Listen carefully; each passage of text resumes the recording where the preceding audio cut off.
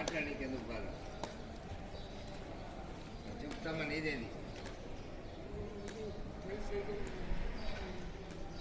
మాట్లాడండి సార్. మాట్లాడాలి.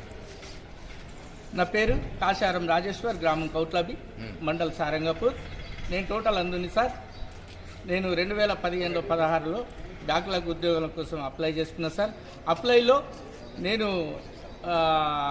చేసుకున్న తక్షణమే దీన్ని మెరిట్ లిస్టు విడుదల చేసినప్పుడు కలెక్టర్ గారికి సబ్మిట్ చేసినప్పుడు జిల్లా పరిషత్ సిఓకు కన్సల్టింగ్ ఆఫీసర్గా ప్రమోట్ చేసిండ్రు.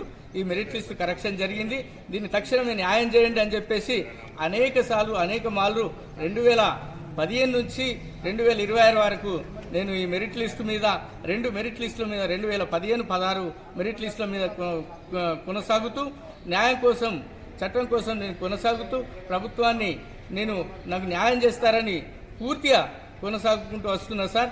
దయచేసి ఏంటి అంటే నాకు పంపించిన లెటరు ఫిబ్రవరిలో పంపించిన లెటరు ఒకటి ఉంది సార్. అది ఏది రిపోర్టు 2022, నేను అడిగింది 2015-16 రిపోర్ట్స్ను 2022 రిపోర్టు పంపించారు.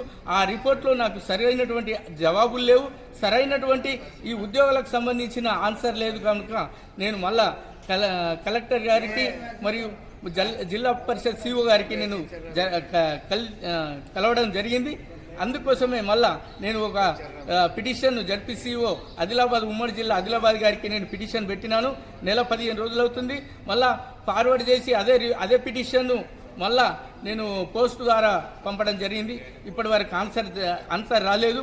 దయచేసి మీ గొప్ప మనసుతో ఆఫీసర్లు, మీ గొప్ప మనసుతో నాకు న్యాయం చేయాలి.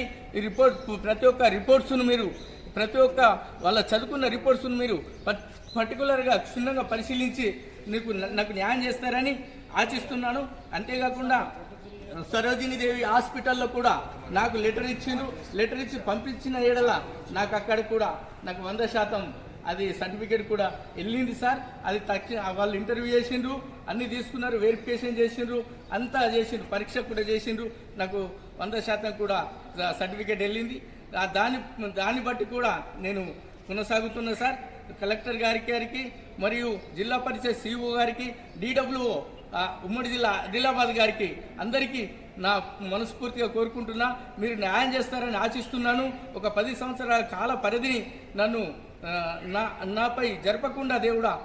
నాపై జరపకుండా మీరు దేవులుగా నేను భావించుకుంటున్నాను. నాకు మనస్ఫూర్తిగా న్యాయం చేస్తారని ఆశిస్తున్నాను. ఒక అంధుడిగా మరి 10 సంవత్సరాల కాల పరిధిని మీరు అంగీకరించి నాకు న్యాయం చేస్తారని నేను ఆశిస్తున్నాను. దయచేసి ఏదున్నా నాకు మీరు న్యాయం చేయండి అని చెప్పేసి కోరుకుంటున్నాను సార్. నా మీద మానవత్వం ఉంటే, మమకారం ఉంటే, నా మీద ప్రేమ ఉంటే మీరు ఖచ్చితంగా నాకు న్యాయం చేస్తారని ఆశిస్తూ ఈ కొద్ది అవకాశాన్ని ఇచ్చినటువంటి మీ ఛానల్ అందరికీ నా హృదయపూర్వక నమస్కారాలు తెలియజేస్తున్నాను సార్.